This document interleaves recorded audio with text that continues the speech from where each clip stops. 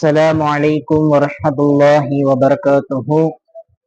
إن الله وملائكته يصلون على النبي يا أيها الذين آمنوا صلوا عليه وسلموا تسليما. اللهم صل على سيدنا محمد وعلى آل سيدنا محمد وبارك وسلم عليه. அல்லாஹுவின் மாபெரும் கருணை கிருபை அல்லாஹு தஆலா நம்மை எல்லா முஸ்லிம்களாகவும் முஃமின்களாகவும் மேலும் கண்மணி நாயகம் முஹம்மது ரசூலுல்லாஹி ஸல்லல்லாஹு அலைஹி வஸல்லம் அவர்களுடைய பாக்கியம் நிறைந்த உம்மத்திலே நம்மை எல்லாம் பிறக்க செய்தானே. தகை அல்லாஹுவிற்கே எல்லா புகழும். அல்ஹம்துலில்லாஹ் அல்ஹம்துலில்லாஹ் அல்ஹம்துலில்லாஹ். கண்ணியத்திற்குரிய அல்லாஹுவின் நல்லடியார்களே, அல்லாஹ் ஜல்ல ஷானஹு தஆலா அவனை நினைவு கூறுவதற்காக வேண்டி பலவிதமான விஷயங்களை நமக்காக வேண்டி ஏற்பாடு செய்திருக்கிறான். இந்த அளவிற்கு என்று சொன்னால், தன்னுடைய அடியான் என்னை நினைவு கூற வேண்டும் என்பதற்காக வேண்டி அல்லாஹ் தஆலா பல பல ரூபங்களை அல்லாஹ் தஆலா நமக்கு ஏற்பாடு செய்து வைத்திருக்கிறான். இந்த அளவிற்கு உதாரணத்திற்கு பார்த்தோம் என்று சொன்னால், இஸ்லாத்துடைய கடமைகள் எத்தனை? இஸ்லாத்துடைய கடமைகள் மொத்தம் 5. ஒன்றாவது என்ன? கலிமா. இரண்டாவது தொழுகை. மூன்றாவது நோன்பு. நான்காவது ஜகாத்து. ஐந்தாவது ஹஜ். இந்த 5ஐயும் நாம் பார்த்தோம் என்று சொன்னால், இந்த 5லிருந்தும் அல்லாஹ் தாலாவை நினைவு கூறுவதற்காக வேண்டி அல்லாஹ் தாலா ஏற்பாடு செய்த ஒன்று இந்த 5 விஷயம். இந்த 5 விஷயம் எதற்காக வேண்டி அல்லாஹ் தாலா ஏற்பாடு செய்தான்? அவனை நினைவு கூற வேண்டும் என்பதற்காக வேண்டித்தான் அல்லாஹ் தாலா இந்த 5 கடமைகளையும் நமக்கு கடமையாக்கி இருக்கிறான். ஏன்? கலிமால என்னங்க அல்லாஹ் நினைவு கூற முடியும்? லா இலாஹா இல்லல்லாஹ் முஹம்மது ரசூலுல்லாஹ், வணக்கத்திற்கு தகுதியானவன் அல்லாஹு தஆலாவை தவிர வேறு யாரும் இல்லை என்று அல்லாஹுவை இலாஹுவாக ஆக்கக்கூடியது இந்த கலிமா. அல்லாஹ் தான் இலாஹ் என்பதை விளக்கக்கூடியது கலிமா. அந்த இடத்தில் பார்த்தோம் என்று சொன்னால், கலிமா என்பது அல்லாஹுவை நினைவு கூறக்கூடிய ஒரு விஷயமாக இருக்கிறது. இரண்டாவது என்ன? தொழுகை. தொழுகை எப்படிப்பட்டது? அல்லாஹு தாலாவை வணங்குகிறோம். அல்லாஹு தாலாவை வணங்கும் பொழுது எதை நியத்து வைக்கிறோம்? அல்லாஹுக்காக வேண்டி தொழுகிறேன், அல்லாஹுக்காக வேண்டி தொழுகிறேன் என்று நாம் நியத்து வைக்கிறோம். அப்பொழுது யாருடைய நினைவு வருகிறது? அல்லாஹு தாலாவுடைய நினைவு வருகிறது. அதே போல்தான் நோன்பு வைக்கும் பொழுது அல்லாஹு தாலாவுடைய நினைவு வருகிறது. ஜகாத்து கொடுக்கும் பொழுது அல்லாஹு தாலாவுடைய நினைவு வருகிறது. ஹஜ்ஜுக்கு செல்லும் பொழுது யா அல்லாஹ், உன்னுடைய பைத்துல்லா, உன்னுடைய இல்லமாகிய காபத்துல்லாவை நான் தவாபு செய்கிறேன் என்று அல்லாஹு தாலாவுடைய நினைவு வருகிறது. அதனால் தான் அல்லாஹு தாலா எப்படிப்பட்ட விஷயங்கள் எல்லாம் நமக்கு விட்டிருக்கிறான் என்பதை நாம் சிந்தித்து பார்க்க வேண்டும். அவனை நினைவு கூறுவதற்காக வேண்டி, அவனை நினைவு கூற வேண்டும் என்பதற்காக வேண்டி பல பல ரூபங்களை அல்லாஹ் தாலா நமக்கு விட்டு சென்றிருக்கிறான். பல பல ரூபங்களை ஏற்பாடு செய்திருக்கிறான். இது மட்டுமா? இன்னும் நிறைய விஷயங்களை அல்லாஹ் தாலா நமக்காக வேண்டி செய்திருக்கிறான். என்ன அது பார்த்தால், உதாரணத்திற்கு பாருங்கள், திக்ர் என்பது யாரை நினைவு கூறுகிறது? அல்லாஹு தஆலாவை நினைவு கூறுகிறது. உதாரணம் பாருங்கள், சுபஹான் அல்லாஹ், அல்லாஹ் பரிசுத்தமானவன். அல்ஹம்துலில்லாஹ், எல்லா புகழும் அல்லாஹ்விற்கே உரியது. சுபஹானல்லாஹி வபிஹம்திஹி, சுபஹானல்லாஹில் அலீம் வபிஹம்திஹி, அஸ்தக்ஃபிருல்லாஹ் என்கிற எல்லா திக்ரும் யாரை நினைவு கூறுகிறது? அல்லாஹ் பரிசுத்தமானவன், அல்லாஹ் மிக பெரியவன், எல்லா புகழும் அல்லாஹ்விற்கு என்று அல்லாஹு தஆலாவை நினைவூட்டக்கூடியதுதான் திக்ர் என்பது. அதே போல குர்ஆனை நாம் ஓதுகிறோம். இந்த குர்ஆன் என்பது என்ன? அல்லாஹுவை நினைவு கூறக்கூடிய ஒரு விஷயம். கலாமுல்லாஹ், அல்லாஹுடைய வேதம். இந்த வேதத்தை நாம் எடுத்தோம் என்று சொன்னால் யாருடைய நினைவு வரும்? அல்லாஹு தஆலாவுடைய நினைவு வரும். எந்தெந்த ரூபத்தில் அல்லாஹு தஆலா அவனை நினைவு கூற வேண்டும் என்று அல்லாஹு தஆலா எவ்வளவு ரூபங்களை தயார் செய்து வைத்திருக்கிறான் என்பதை நாம் பார்க்க வேண்டும். அல்லாஹ்வின் நல்லடியார்களே, இந்த அளவிற்கு என்று சொன்னால், பெருமானா ஸல்லல்லாஹு அலைஹி வஸல்லம் அவர்களிடம் ஒரு சஹாபி வருகிறார். ஒரு சஹாபி வந்து கேட்கிறார், யா ரசூலல்லாஹ், மார்க்கத்திலே மிக அதிகமான விஷயங்கள், அமல்கள் எல்லாம் இருக்கிறது. மார்க்கத்திலே அதிகமான அமல்கள் இருக்கிறது. கலிமா சொல்வது, தொழுகுவது, நோன்பு வைப்பது, ஜகாத்து கொடுப்பது, ஹஜ்ஜு செய்வது, குர்ஆனை ஓதுவது, திக்ரு செய்வது என்று அதிகமான விஷயங்கள் இருக்குது. யா ரசூலல்லாஹ், ஒரு விஷயத்தையும் செய்யும் பொழுது புதிதாக அதிகமான நல்ல அமல்கள் வந்து கொண்டே இருக்கிறது. அதனால் எனக்கு அமல் செய்வதற்கே கஷ்டமா இருக்கு யா ரசூலல்லாஹ், அமல் செய்வதற்கே கஷ்டமாக இருக்கிறது யா ரசூலல்லாஹ், அந்த கஷ்டத்தை நீக்குவதற்கு ஏதாவது ஒரு வழிமுறையை எனக்கு கற்றுக் கொடுங்கள் என்று ஒரு சஹாபி பெருமானா ஸல்லல்லாஹு அலைஹி வஸல்லம் அவர்களிடம் வந்து கேட்டார்கள். யா ரசூலல்லாஹ், இந்த துனியாவிலே நான் ஒரு அமல் செய்கிறேன். உதாரணத்திற்கு பாருங்கள், ஒரே ஒரு அமலா இருக்கிறது அல்லாஹ்வை நினைவு கூறுவதற்கு. தொழுகை என்பது இருக்கிறது, நோன்பு இருக்கிறது, ஹஜ் இருக்கிறது, ஜகாத்து கொடுக்கிறோம். யாருக்காக வேண்டி கொடுக்கிறோம்? அல்லாஹுவை நினைவு கூறித்தான் நாம் ஜகாத்தை கொடுக்கிறோம். அதே போல் திக்ரு செய்கிறோம். யாருக்காக வேண்டி செய்கிறோம்? அல்லாஹுக்காக செய்கிறோம். இப்படி என்ன ஆகிக்கொண்டே இருக்கிறது? அதிகமான அமல்கள் வந்து கொண்டே இருக்கிறது. அமல்கள் வந்து கொண்டே, சில அமல்களுக்கு அதிகமாகிறது, சில அமல்கள் புதிதாக உண்டாகுகிறது.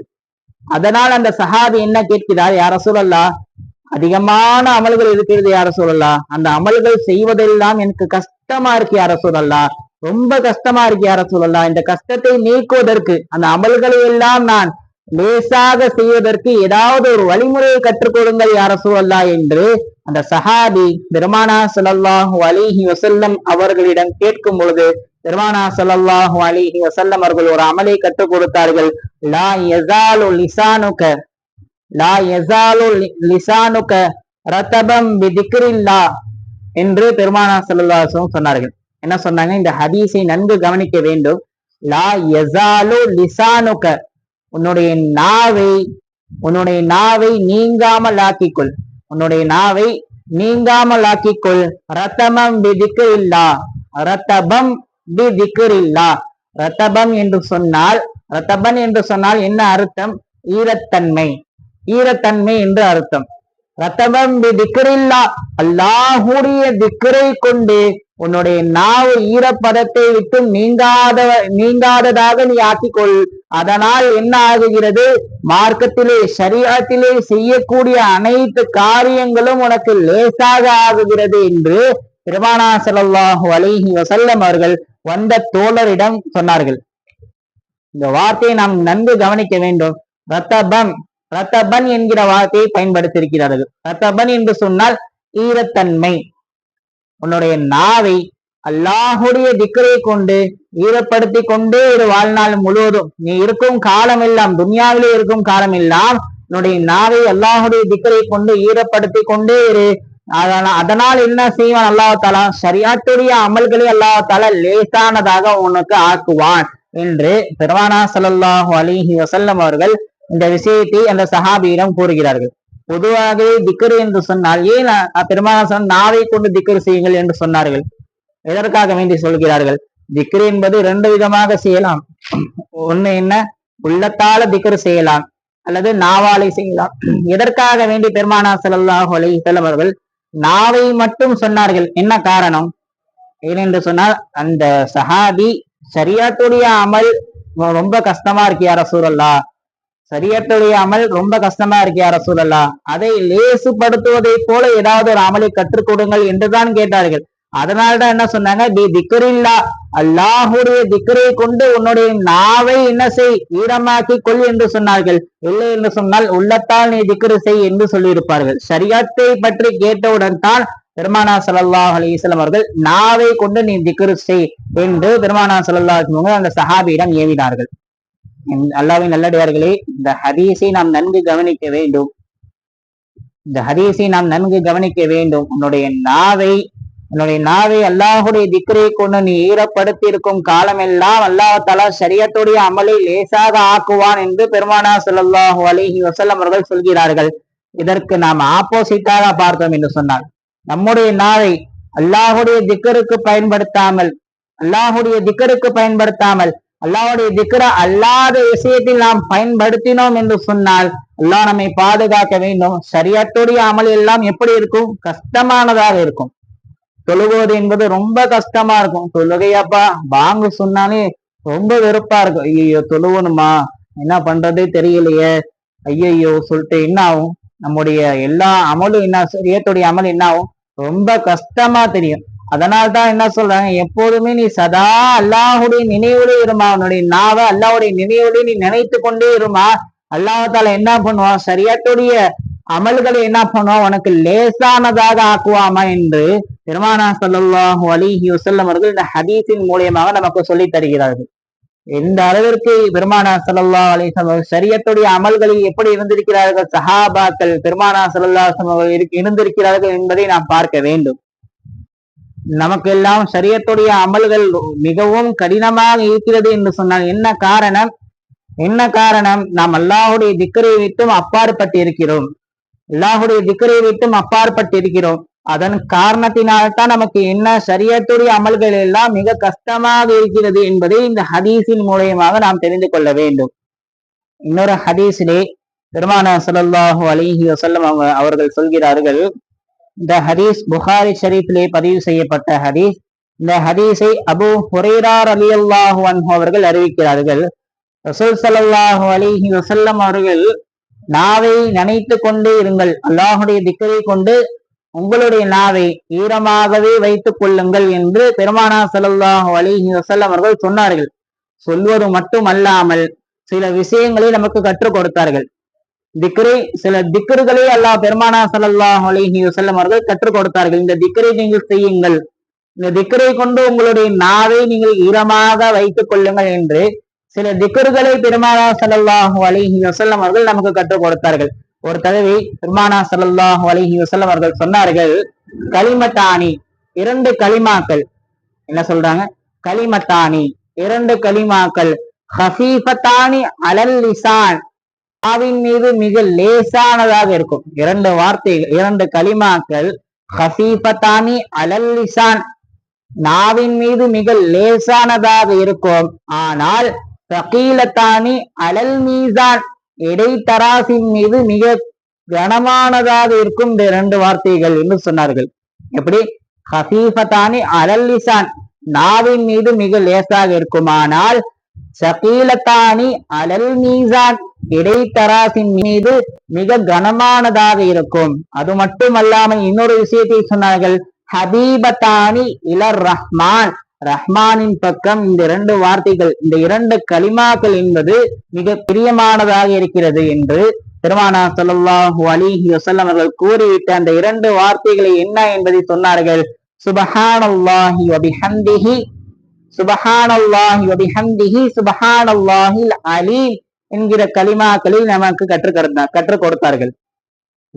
நல்லடியார்களே, எவ்வளவு சிறிய கலிமா என்பதை நாம் பார்க்க வேண்டும். சிறிய ஒரு செயல், சுபஹானல்லாஹ், சுபஹானல்லாஹி வ பிஹம்திஹி, சுபஹானல்லாஹில் அலீம் என்கிற வார்த்தை மிக எளிமையான ஒரு வார்த்தை. அதனால்தான் பெருமானார் ஸல்லல்லாஹு அலைஹி சொன்னார்கள், ஹஃபீஃபத்தானி அலல் லிசான், நாவின் மீது மிக லேசானதாக இருக்கும். ஆனால் சகீலத்தானி அலல் மீசான், இடைத்தராசின் மீது மிக கனமானதாக இருக்கும் என்று சொன்னார்கள். எவ்வளவு எளிமையான வார்த்தை. இந்த வார்த்தையை நாம் கூறினோம் என்று சொன்னால் என்ன கிடைக்கிறது? அல்லாஹ் தஆலா நாளை மறுமை நாளில் எத்தனையோ நபர்கள் நன்மைகள் இல்லாமல் இடைத்தராசில் தவித்துக் கொண்டு இருப்பார்கள்.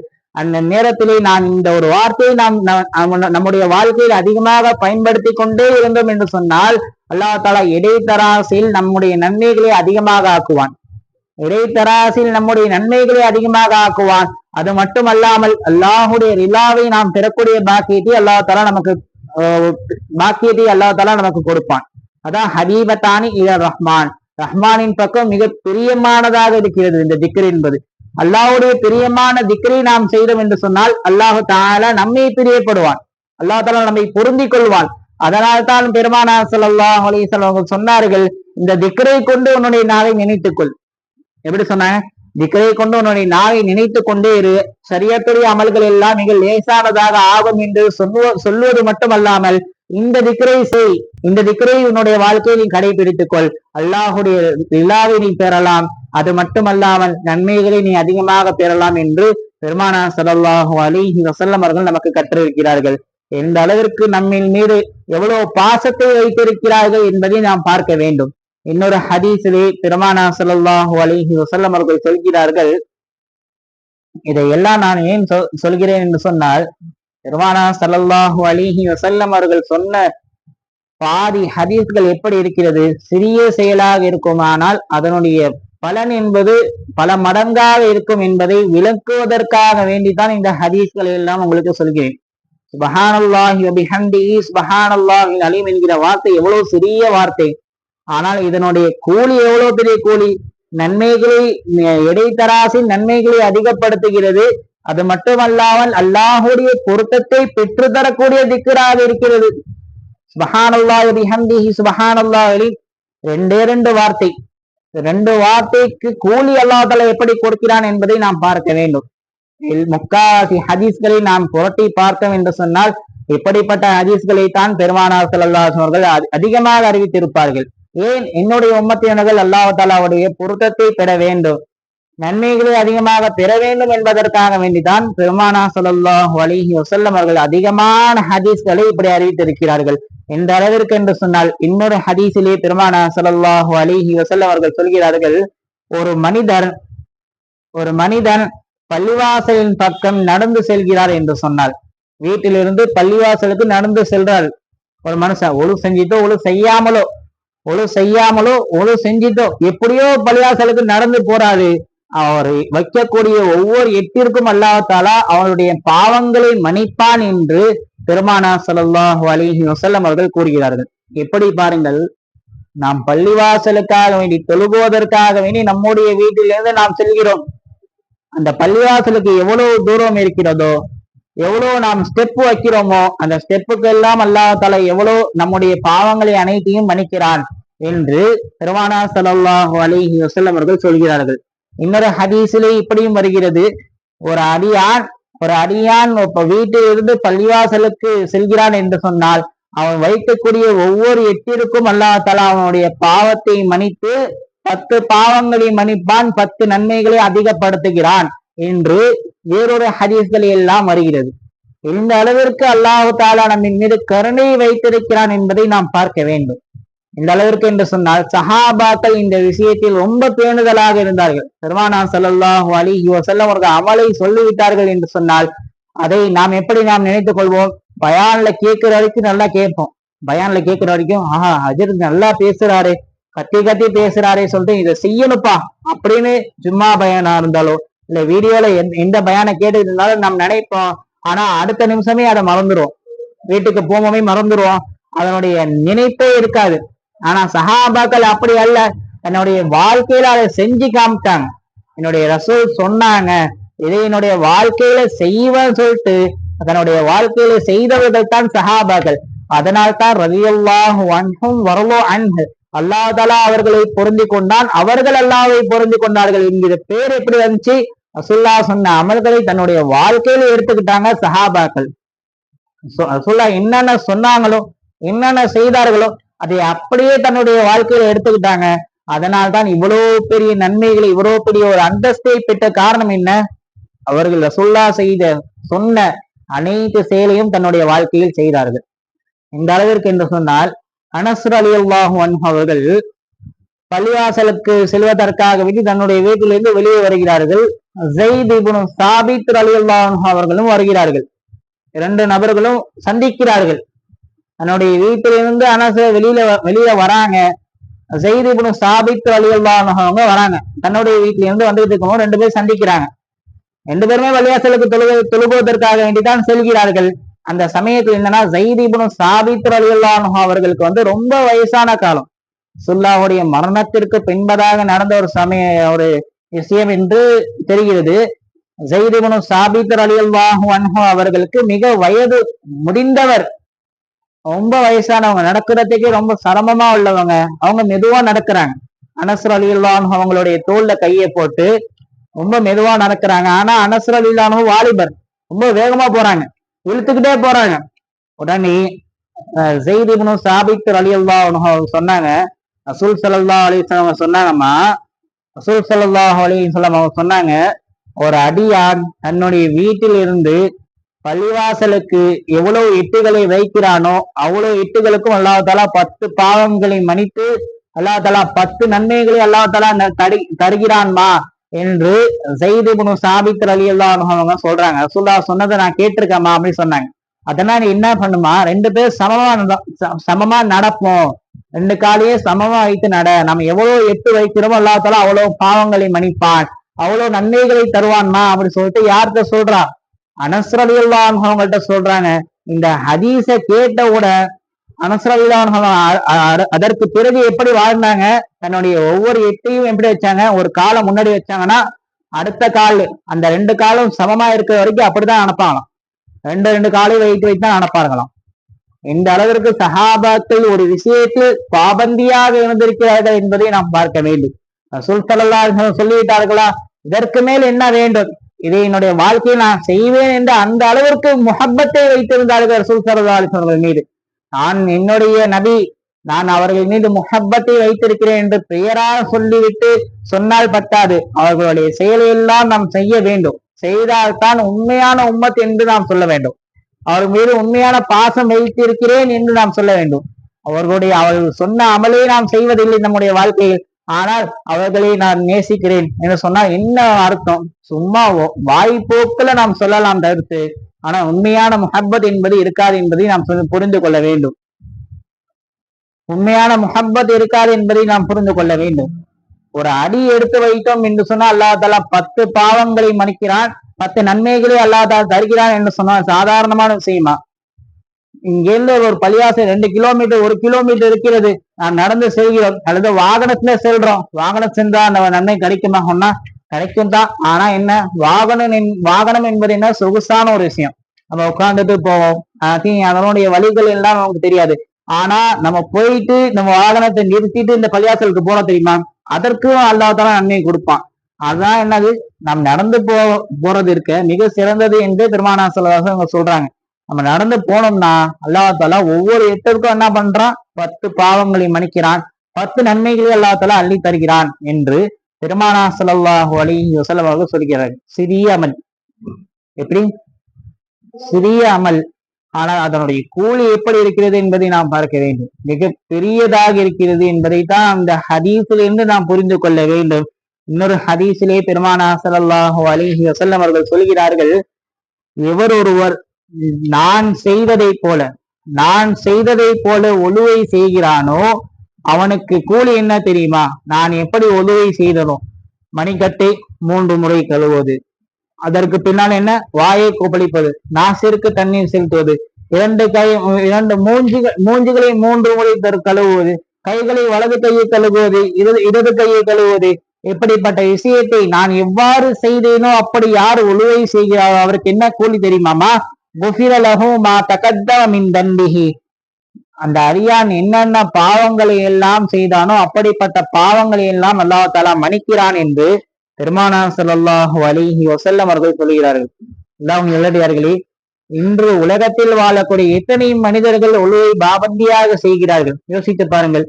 ஒழு செய்கிறார்கள், அன்றைய காலத்தில் எல்லாம் ஜக்கை வைத்து பாத்திரத்தை வைத்து ஒழு செய்வார்கள். ஒவ்வொரு வஸ்துவையும் 3 முறை கழுவுவார்கள். அது கையோடைய விஷயத்தை ரொம்ப மோசமா இருக்கு.